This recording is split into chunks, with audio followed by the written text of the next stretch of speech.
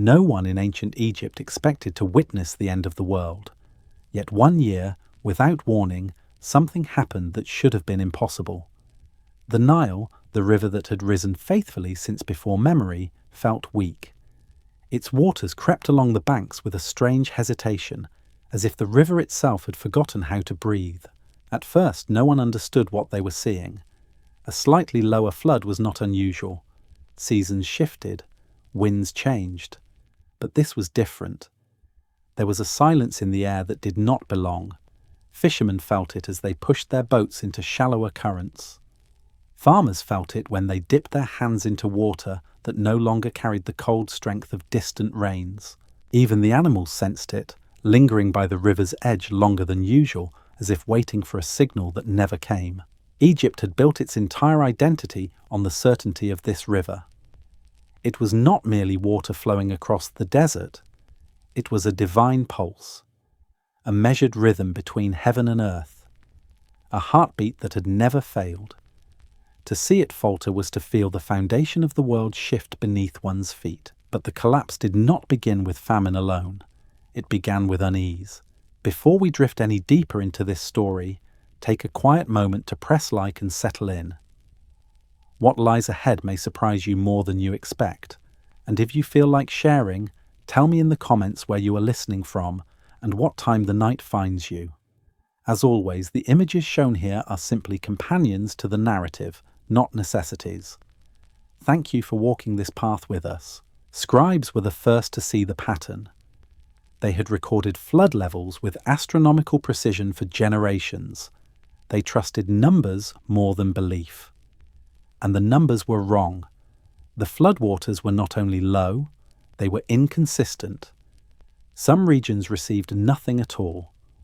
Others saw floods that came late, sputtering into the fields like the last gasps of a dying creature. Year after year, the readings drifted further from the ancient patterns carved into temple walls. The Nile had become unpredictable. At first, the priests dismissed the scribes' concerns. Rituals continued. Offerings were made.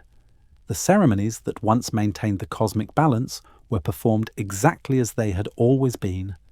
But behind closed doors, even the most devout priests felt something shift in the air. The gods had always guided the river. If the river no longer listened, what did that mean? The earliest signs reached the common people quietly. A patch of soil that remained dry long after planting season. A field that once produced enough grain to feed a family, but now yielded only half. A well that had never struggled suddenly taking longer to fill. These were small things, easy to overlook, and yet together they formed a whisper that moved through the valley. Something was changing, but it was not only the land. Fear began to settle inside the human heart. People who had never questioned the order of the universe now found themselves glancing at the sky, wondering if the gods were displeased or distant, or simply absent. Families lit small lamps outside their homes at night, extending prayers into the dark, hoping the river would hear them. But the night remained silent. Egypt was entering a new story, one it did not want to acknowledge. The river's weakness became undeniable when entire villages gathered for the annual rising of the Nile and found the water barely lifting from its bed. People watched in disbelief, their faces tightening with a kind of sorrow that felt ancient, primal. For in Egypt, the rising of the Nile was not just an event, it was a promise, a renewal, a confirmation that the world still functioned as it should. That promise was breaking. Farmers walked the length of their fields, kicking at cracked soil that crumbled beneath their heels. The rich black silt that had once made Egypt the breadbasket of the ancient world was now pale and brittle. Without the Nile's generosity, the land felt hollow, unable to sustain the people who depended on it. Still, many clung to hope. Egypt had known hardships before: sandstorms, sickness, marauders along the desert fringes. But these struggles were external. They did not touch the heart of the kingdom. They did not challenge the cosmic order itself.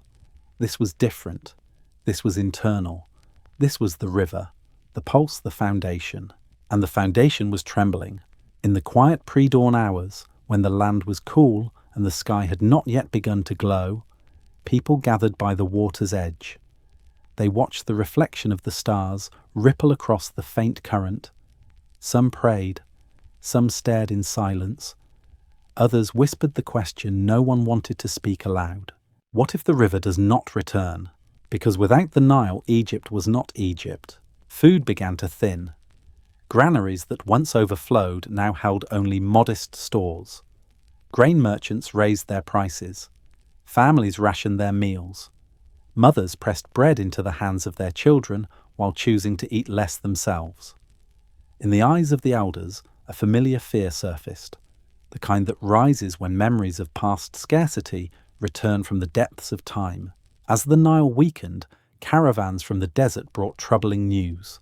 Strangers on the frontier, wandering families begging for supplies. Tribes once strong now gaunt and desperate, their animals dying, their fires dim. Egypt had always seen itself as the center of order, with chaos living beyond its borders.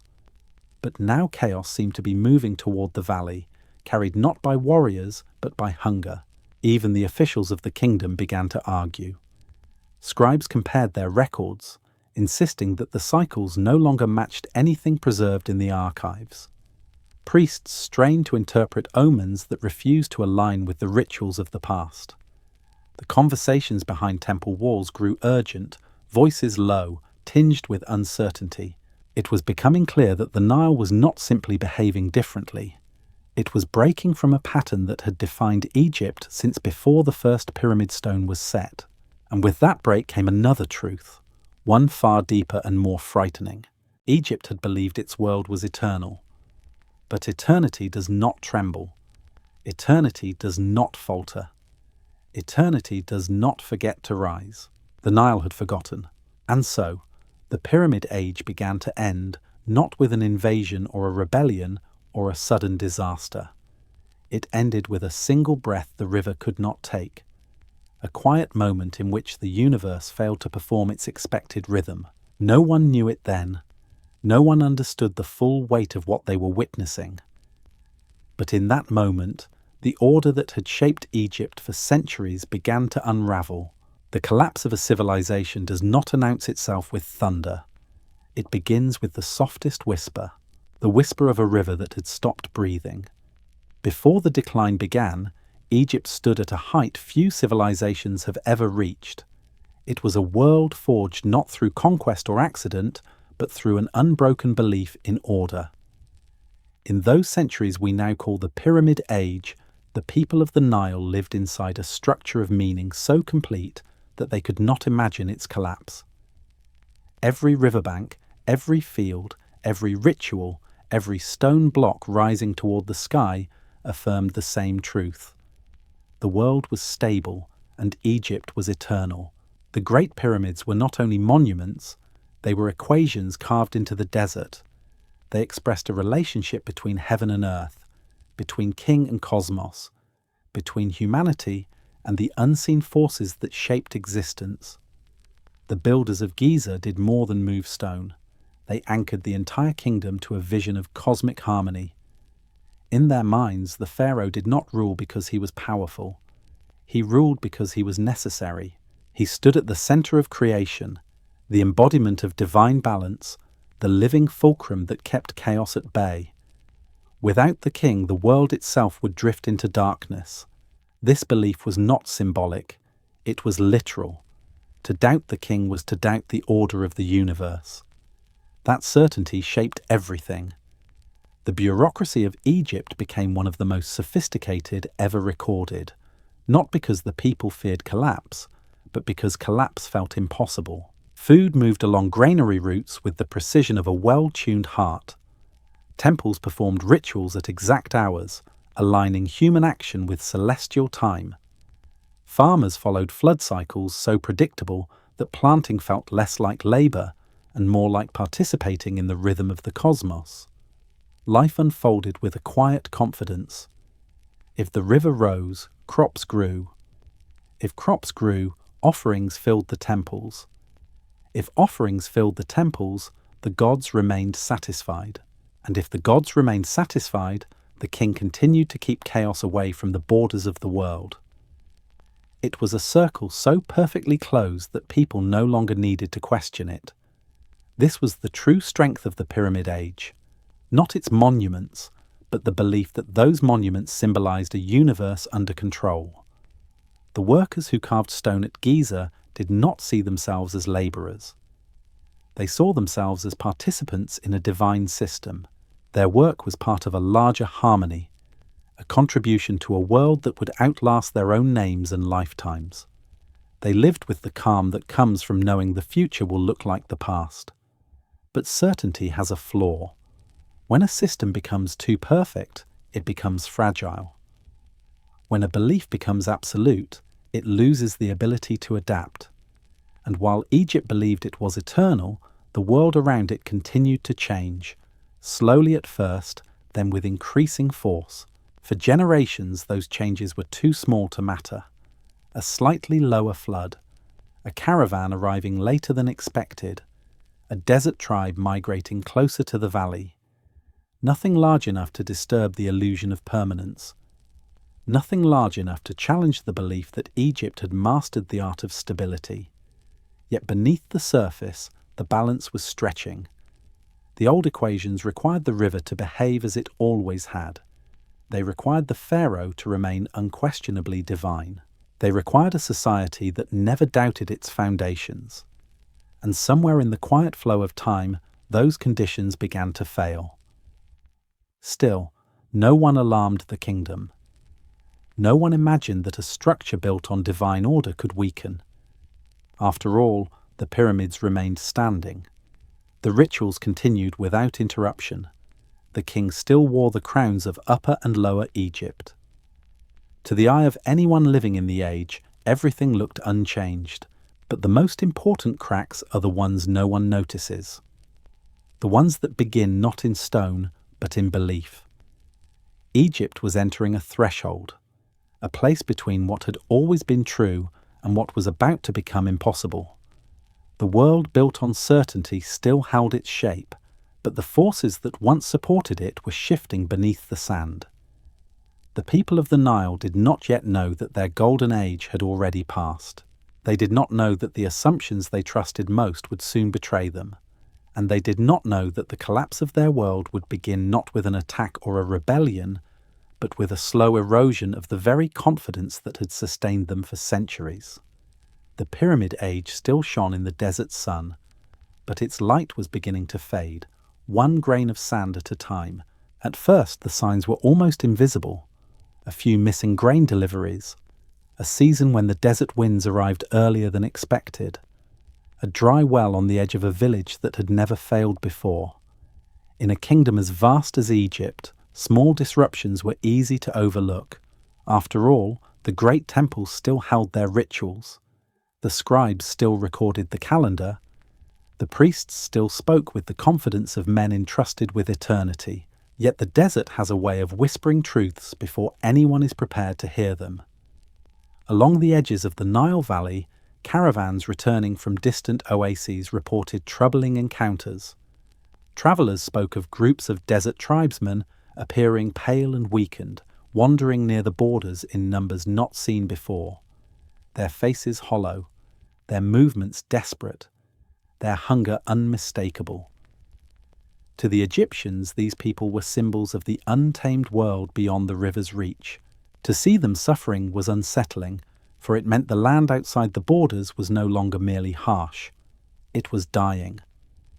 The scribes documented these encounters with the precision of observers who understood that the edges of a map often reveal more than its center. But their warnings were quiet, muted, just another set of records stored in the recesses of an archive.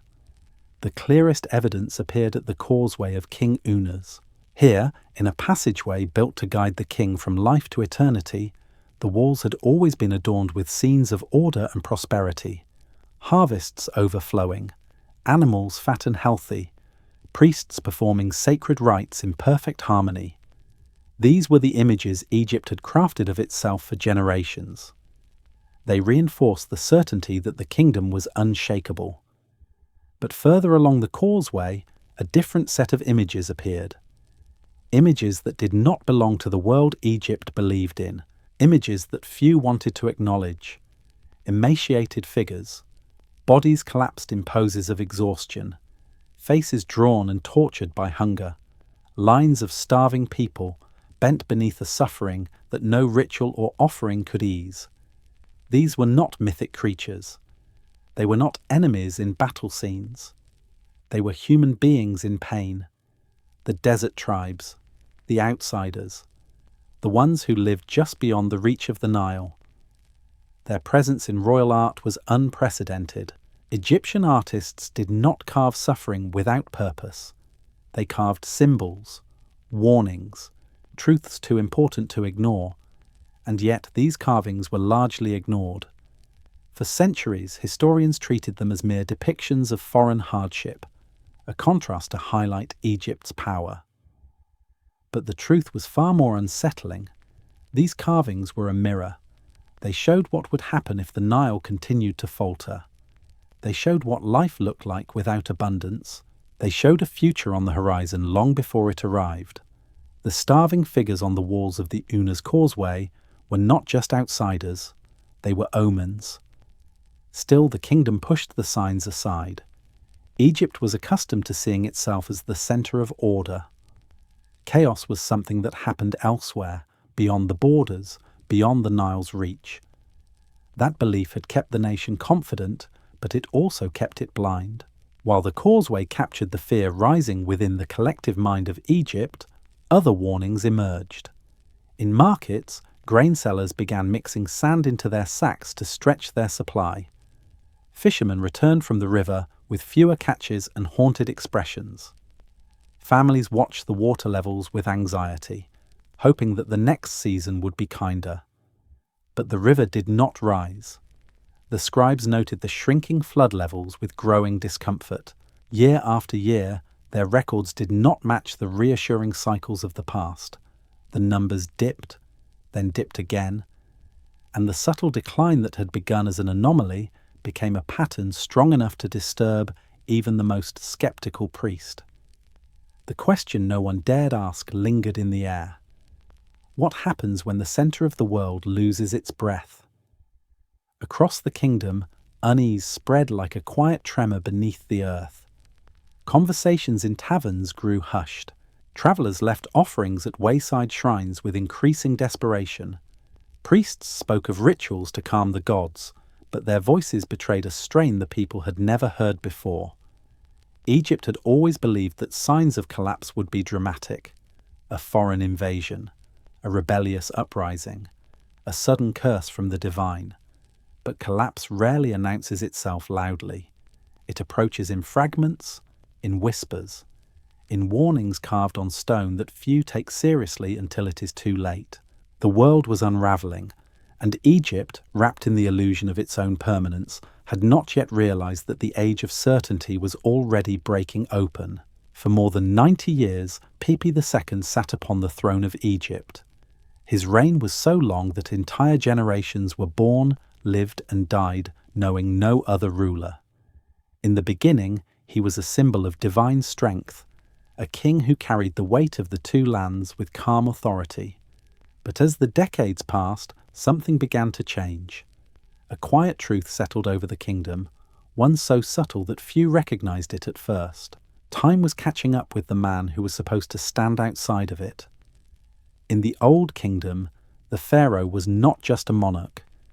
He was the embodiment of eternal order, the one who kept the universe in balance through ritual and presence. His vitality was the vitality of Egypt, his strength the guarantee of stability. As long as the king remained powerful, the world remained whole. But Pepi grew old, older than any king before him. His body weakened, his voice trembled, his step became uncertain. And though people tried not to see it, the truth lingered in every festival, every ceremony, every public appearance. When the pharaoh faltered, the world felt less certain. The most revealing moment came during the Hebsed festival. This ancient rite, performed in the 30th year of a king's reign, was meant to renew his strength. The pharaoh was required to run a ceremonial course, demonstrating to the people and to the gods that he still possessed the vigor to govern. It was not symbolic, it was proof, a test of divine legitimacy. In earlier times, Pepi had completed the ritual with ease, his youth reinforcing the belief that the king was more than mortal. But in his later years, the festival became something else entirely. An old man struggling to outrun the truth, a kingdom watching a symbol lose its power. The priests hid their worry behind carefully chosen words. The nobles whispered in private halls. The people felt the shift but had no language for it. How does a culture built upon eternal kingship understand the sight of a faltering God? The truth was unavoidable. If the pharaoh could weaken, then perhaps the world itself could weaken. If the king could grow old, then perhaps the order of the universe was not eternal. This was a thought more dangerous than famine. A failing flood could be explained. A harsh season could be endured. But the erosion of belief, the quiet doubt that spread when the king failed to embody his divine role, this eroded the foundation of the entire civilization. The Nile could not rise by decree. The sun would not change its path for ritual. And so, as natural cycles shifted, the pharaoh appeared increasingly powerless, not only to the people, but to himself. The rituals continued, but their certainty did not. The ceremonies were performed, but the comfort they once provided had faded. Egypt had never faced a crisis of faith this deep. The king's body was failing, and with it, the illusion of permanence. And then came the question whispered in marketplaces, then spoken quietly in households, then murmured openly in crowds. If the king is no longer a god, what becomes of the world he was meant to protect? The answer did not arrive with a single event. It spiraled outward in every direction. Regional governors grew bolder. Priests debated the meaning of omens with increasing anxiety. Farmers wondered if the land still recognized their devotion. The smallest cracks in belief widened day after day. Pepi II did not cause the end of the Pyramid Age, but his long decline revealed a truth Egypt had never wanted to face. A civilization built upon the strength of one man is most vulnerable when that man can no longer stand. The king was aging. The river was weakening. The belief that had sustained Egypt for centuries was beginning to slip through the fingers of its people. The world of the Old Kingdom was not ending because of war or invasion. It was ending because the idea that held it together was unraveling. And once belief fractures, even the strongest stone cannot keep a civilization intact. As the authority of the pharaoh weakened and the cycles of the Nile grew more uncertain, a quiet transformation began to take hold within the households of Egypt. It started not in the grand temples or the halls of government, but in the private spaces where people confronted the fears they could no longer ignore. When the world they trusted slipped out of balance, they searched for something, anything, that might restore a sense of control. And so, Egypt entered an age defined not by order, but by fear. For generations, the priests had acted as intermediaries between humanity and the gods. They performed rituals, interpreted omens, and ensured that divine harmony flowed into the land. But as famine spread and the authority of the king crumbled, many people felt abandoned. They felt that the temples no longer heard them, that the gods no longer responded, that the rituals which once held the universe together had somehow lost their power. Fear creates a vacuum, and that vacuum pulls in whatever the human mind can grasp. Across the land, a new form of spiritual practice emerged, not sanctioned by temples, not supervised by priests, not part of the official ideology of the kingdom. It was intimate, improvised, and deeply personal. People turned to charms, incantations, and objects they believed could shield them from the forces now pressing into their lives. One of the most striking relics from this era is a mask designed not for the dead, but for the living. Fashioned from linen and plaster, painted with dark pigments, and shaped into an unfamiliar face, the mask was meant to be worn. The eye holes cut into it allowed its owner to see the world through the gaze of another being. The purpose was simple: transformation. In a time when the king could no longer guarantee protection, individuals attempted to summon protection themselves. They invoked spirits, ancestors, and lesser deities, entities that existed outside the rigid structure of official religion. By wearing such masks, a person symbolically stepped into a different identity, hoping to borrow strength from forces they did not fully understand. Alongside the masks came something else: pottery shards, figurines, small clay vessels covered in hastily written curses. These objects were the tools of a society slipping away from centralized belief and toward personal ritual. People wrote the names of enemies, illnesses, or misfortunes onto pieces of clay. They invoked destruction through symbols of red ochre, a color associated with danger and chaos. Then, with deliberate intention, they shattered the objects. It was an act both symbolic and psychological. To break the pot was to break the problem. To destroy the figurine was to destroy the threat. In a world with few certainties left, the gesture offered a fragile sense of power. This shift in spiritual practice reveals something modern viewers often overlook. The collapse of the Pyramid Age was not only a political or environmental event, it was psychological, emotional, cultural. It reached into the homes of ordinary Egyptians and altered their relationship with the unseen world. People who once depended on the divine authority of the king now depended on themselves. They crafted rituals of protection, not because they rejected the old system, but because they no longer trusted it to keep them safe. These personal rituals were small, almost invisible in the grand sweep of history. Yet they mark one of the clearest indicators that the foundations of the old kingdom were cracking. A civilization confident in its order does not scribble curses in red ochre. A people secure in their belief do not hide behind masks to protect themselves from the unknown. Fear had entered the land. It moved through homes, workshops, and market stalls. It reshaped daily routines. It whispered that chaos was no longer at the borders. Chaos was now inside the kingdom itself. And in that fear, the old world began to fade, not through battles or decrees, but through a subtle transformation in the human heart. The people of Egypt had discovered a truth they could not admit aloud.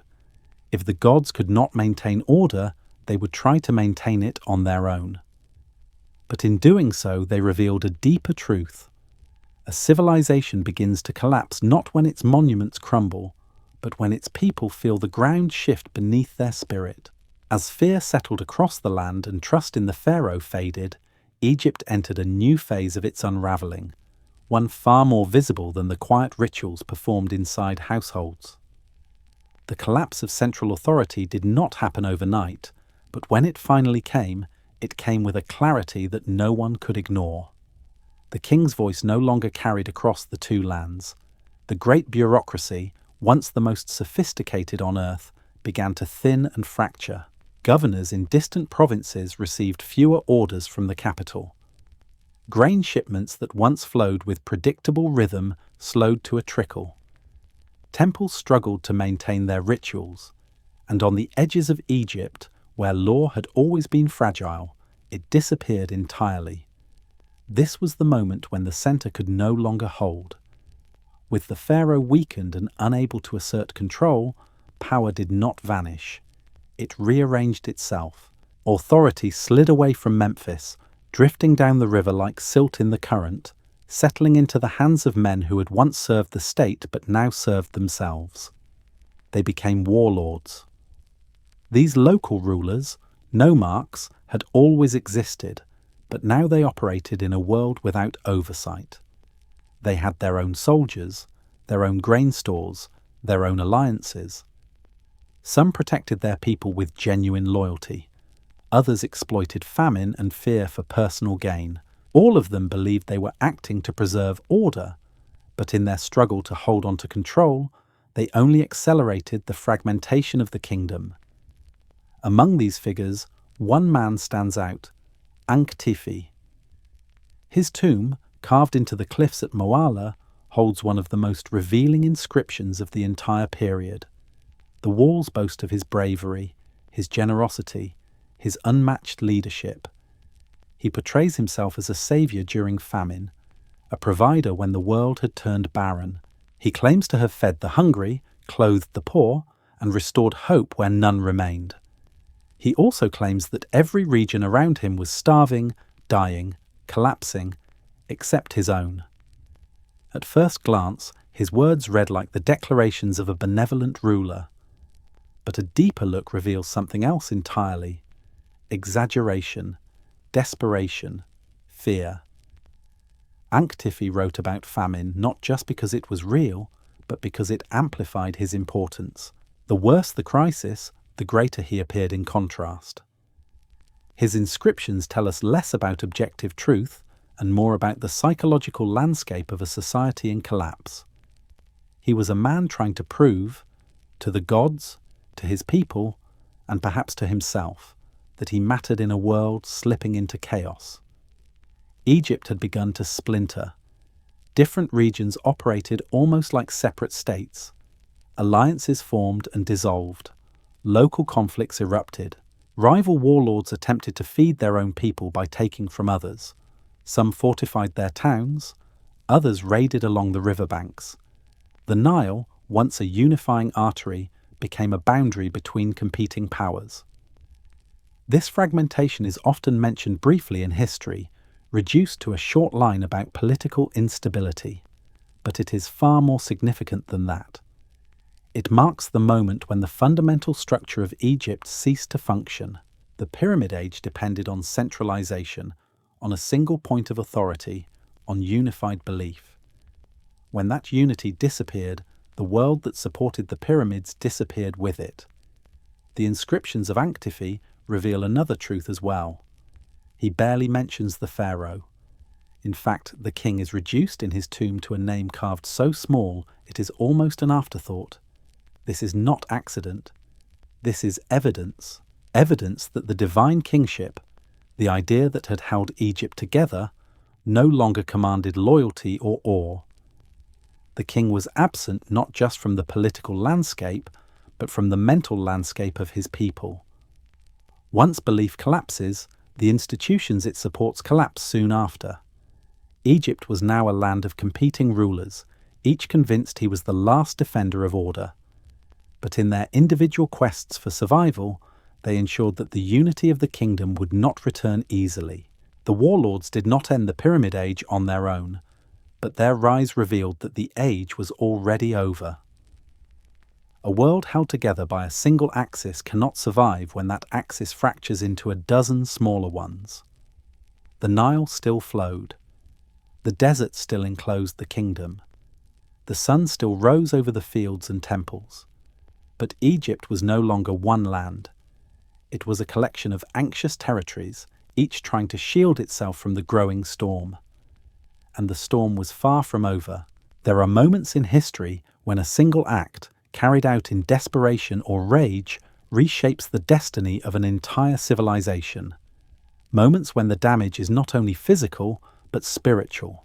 When a people lose something so central to their identity that they can no longer recognize the world they once belonged to. For Egypt, that moment came in Abydos. Abydos was not merely a burial ground, it was the cradle of kingship, the place where the earliest rulers of Egypt were laid to rest in chambers carved deep into the desert floor. These were the ancestors of the nation itself, the first pharaohs, the first unifiers, the first to claim a sacred bond with the gods. To harm them was unthinkable. To disturb their rest was to tear at the roots of the kingdom's identity.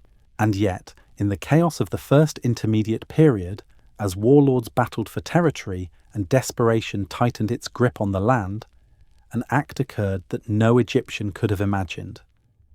The tombs of Abydos were set on fire. We do not know the names of the soldiers who carried out the assault, nor the exact orders they followed. But the result is recorded in the texts of later generations, remembered with a phrase, that chills the modern historian: the vile deed. The fires raged through burial chambers that had remained untouched for centuries. Flames licked across ancient wood, consuming coffins adorned with the names of kings. Textiles burned into ash. Oils meant for eternity erupted in sudden bursts of light. And in the worst of it, the bodies of the earliest pharaohs, painstakingly wrapped, preserved, honoured, were destroyed. To the people of Egypt, this was not simply an attack on the dead, it was an attack on the foundation of their world. The king was the bridge between heaven and earth. The ancestors were the roots of that bridge. When their bodies were desecrated, the symbolic structure that held Egypt together cracked in a way that no amount of rebuilding could repair. This was not only sacrilege, it was erasure. The destruction of the Abydos tombs meant the physical link to Egypt's earliest history could no longer be touched, visited, or revered. The spiritual lineage that connected every living pharaoh to the divine order had been severed. The reaction was immediate and profound. Pilgrims began travelling to Abydos in vast numbers, leaving thousands upon thousands of offerings: pots, jars, bowls filled with beer, bread, incense, anything that could soothe the violated spirits of the kings. The site transformed into a landscape of pottery fragments, evidence of a collective attempt to heal a wound too large to comprehend. Yet the wound remained. The warlords who commanded the assault may have regretted it later, but regret could not undo the damage. Nor could it reverse the message the act delivered to the entire kingdom. The land was no longer sacred. The ancestors could no longer protect them. Chaos had entered the heart of Egypt. Modern historians often describe the burning of Abydos as a symbolic event. But it was more than that. It was psychological devastation, a shock to the collective identity of a civilization already weakened by famine, doubt, and political fragmentation. When a society loses its past, it loses its anchor. And when it loses its anchor, it drifts.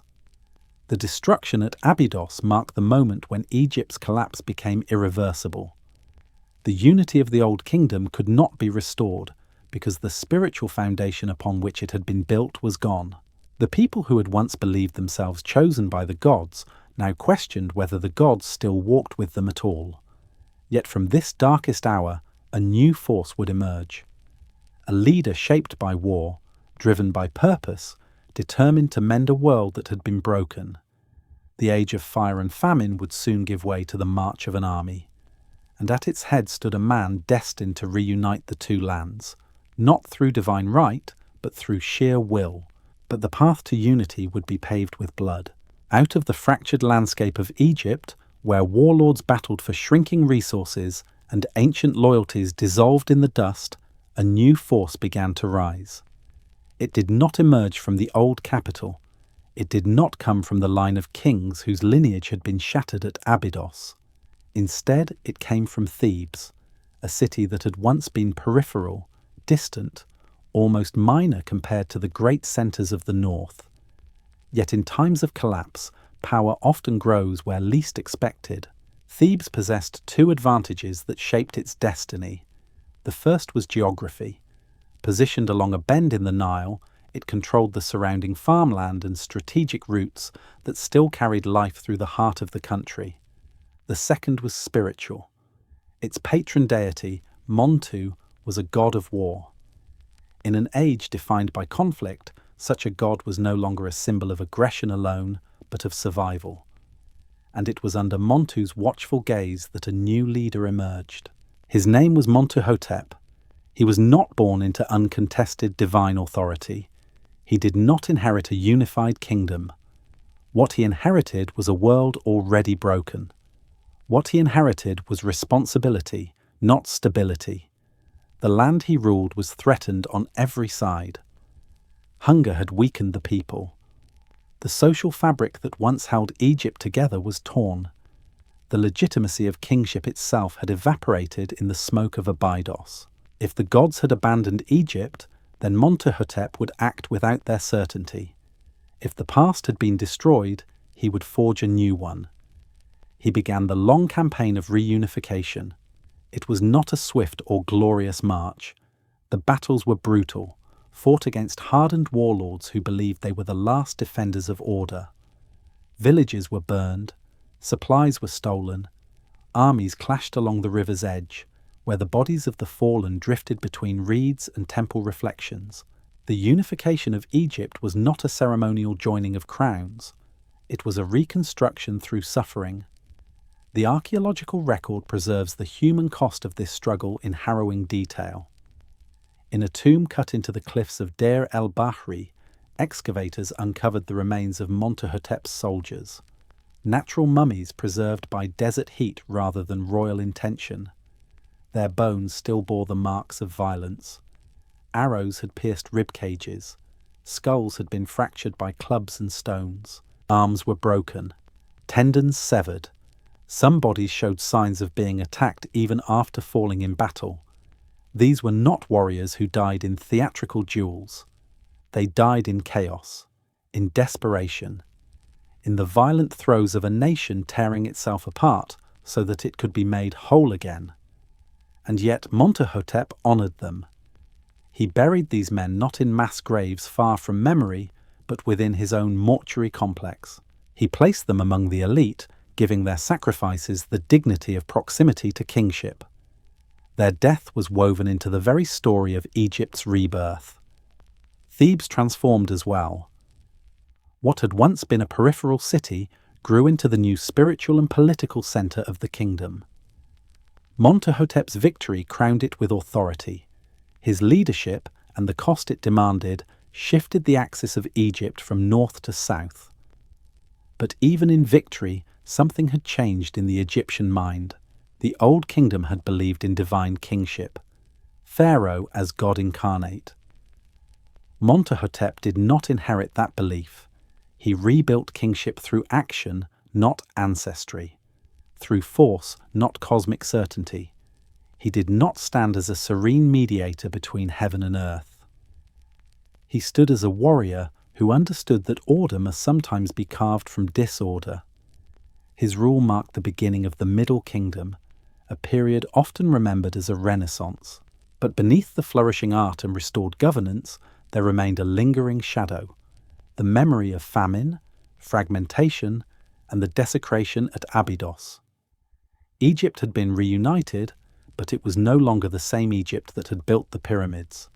The belief in an eternal order had been replaced by an understanding that order was fragile, precious, not divinely guaranteed, but maintained through effort, vigilance, and the willingness to confront chaos head-on. Montahotep did not merely reunify Egypt. He redefined what it meant for Egypt to survive. And in doing so, he prepared the kingdom for the next age, a world shaped not by the confidence of the past, but by the lessons learned through collapse. When Montahotep restored unity to Egypt, the achievement was not simply political, it was psychological. For the first time in generations, the people could look to a single ruler and see a sign that the world was capable of healing. Yet the wounds inflicted by famine, fragmentation, and sacrilege did not vanish. They lingered beneath the surface, shaping a new era in ways subtle and profound. The Middle Kingdom rose upon this foundation of restored order, but it was an order tempered by memory.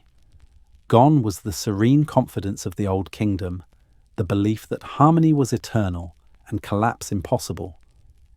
In its place emerged a quieter, more cautious worldview, one forged from experience rather than inherited certainty.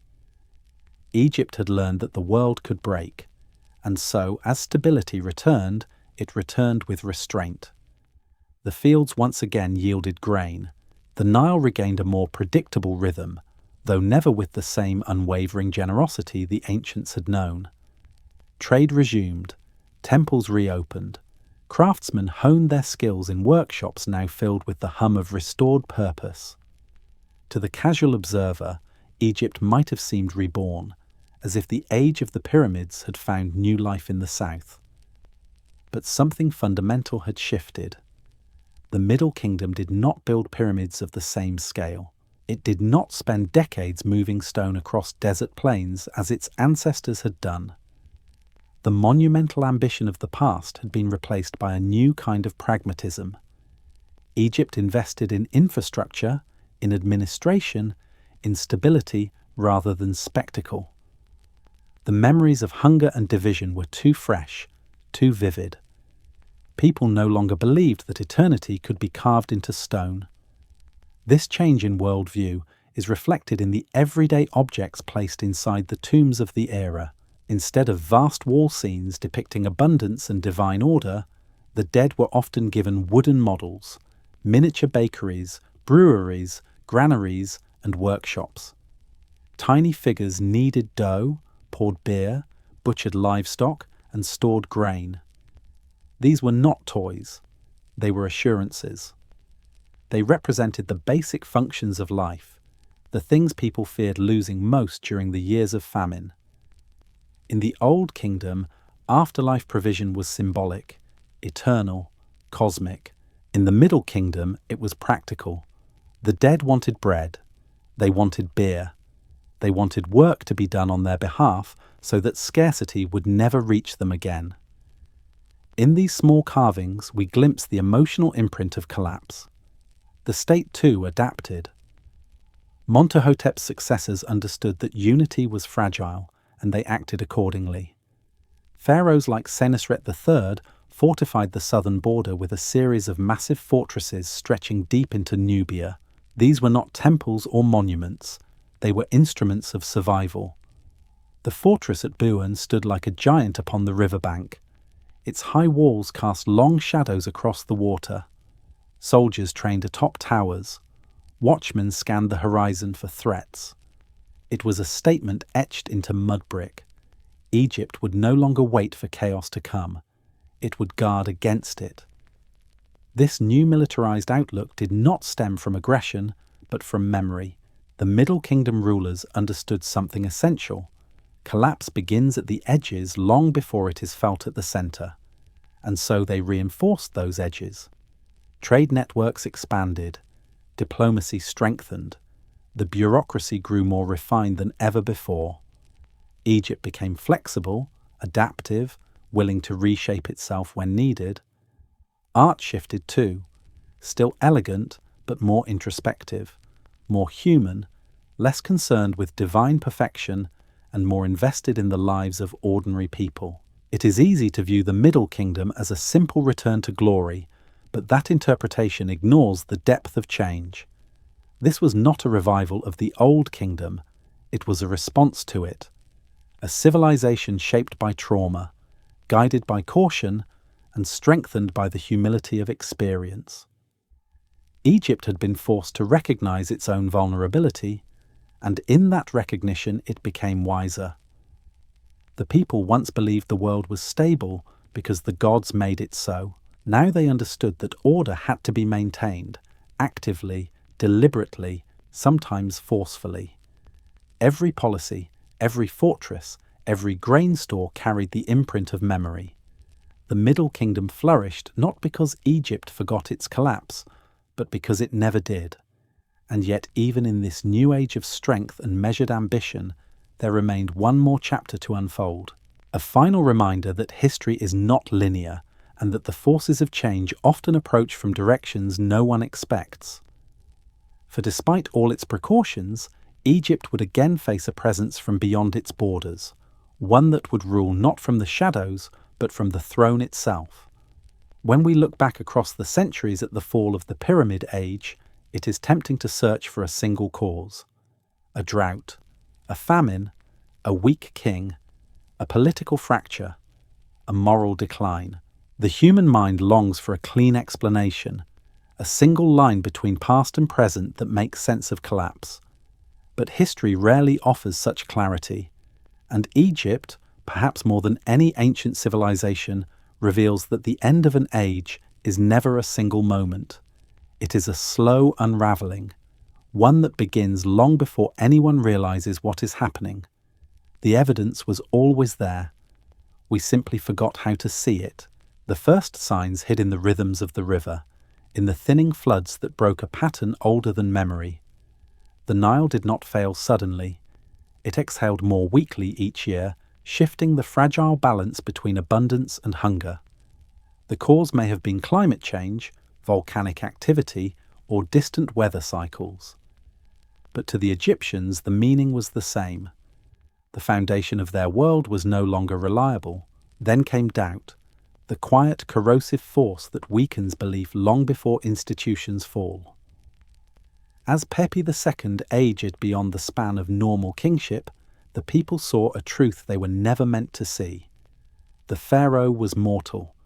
The cosmic order he embodied trembled with his every faltering step, and once the image of divine certainty cracked, it could never fully mend. Fear followed, a fear intimate enough to enter the private life of every household. Magic replaced ritual, masks replaced confidence, curses replaced prayers. People reached for protection in whatever form they could grasp, because the world no longer behaved the way it once had. These small objects, broken pots, clay figurines, painted masks, are among the most revealing artifacts of the era.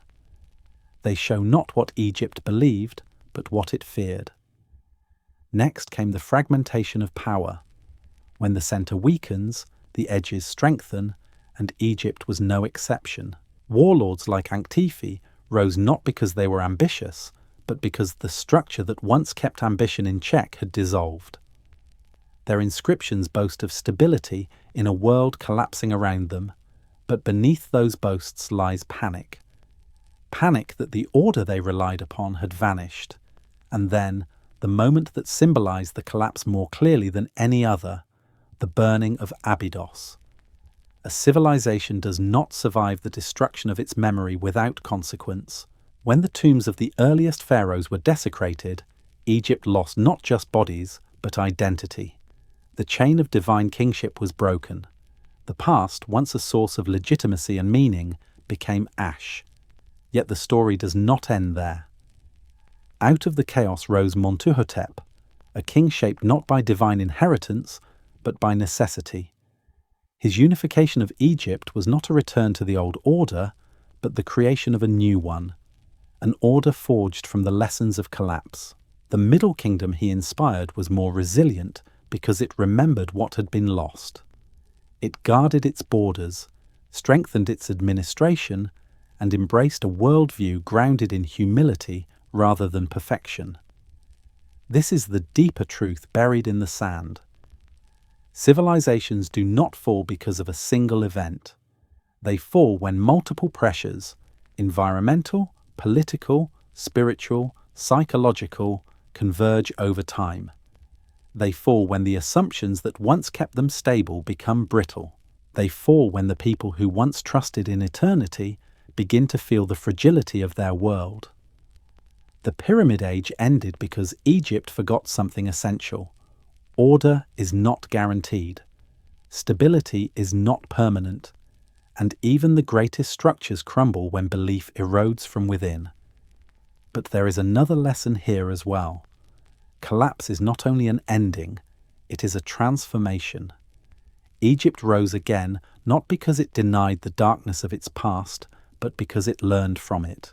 The rebirth of the Middle Kingdom stands as proof that a civilization can emerge stronger after its greatest trials, shaped not by the illusion of invincibility, but by the memory of vulnerability. And perhaps that is the lesson meant for us. Every age carries within it the seeds of its own decline. Every system, no matter how perfect, holds faults invisible to the people who depend upon it. We, like the Egyptians, often trust most in the structures that feel unbreakable. We imagine the world will continue as it always has. We forget to notice the subtle changes, the cracks in belief, the weakening of institutions, the small shifts in the rhythms of nature. But the sand remembers, the river remembers, the ruins remember. The end of the Pyramid Age is not just a distant story, it is a mirror, a reminder, a quiet warning whispered across time. The evidence was always there, we simply had to learn to see it.